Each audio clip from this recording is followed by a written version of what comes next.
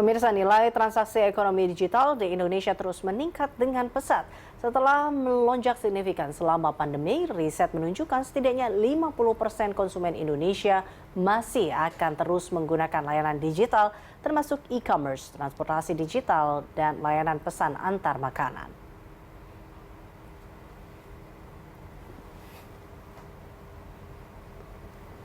Dalam membantu masyarakat beraktivitas sehari-hari, kini transaksi ekonomi masif dilakukan secara digital.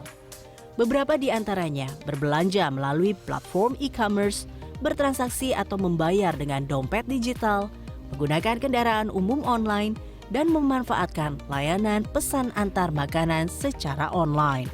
Konsumen pun ingin terus menggunakan layanan digital pasca pandemi. Berdasarkan riset Economy Southeast Asia 2022 oleh Google, Temasek, dan Bain & Company, 50% konsumen Indonesia masih akan terus menggunakan layanan e-commerce selama 1 tahun ke depan. Selain itu, 51% konsumen Indonesia memilih menggunakan transportasi online dan 69% memilih untuk terus menggunakan layanan pesan antar makanan.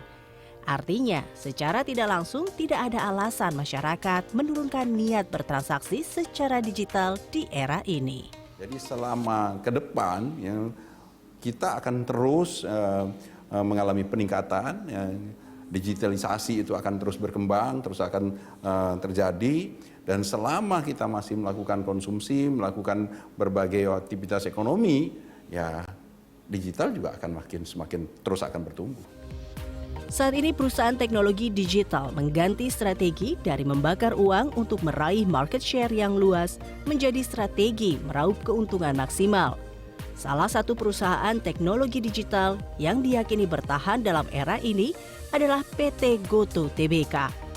PT Gojek Tokopedia dinilai mampu meraih EBITDA positif di akhir tahun 2023. Saya kok yakin ya,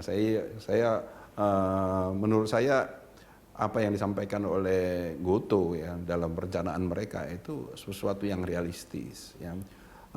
Saya yang orang luar aja saya meyakini itu realistis, apalagi mereka yang di dalam yang tahu sekali kalkulasinya.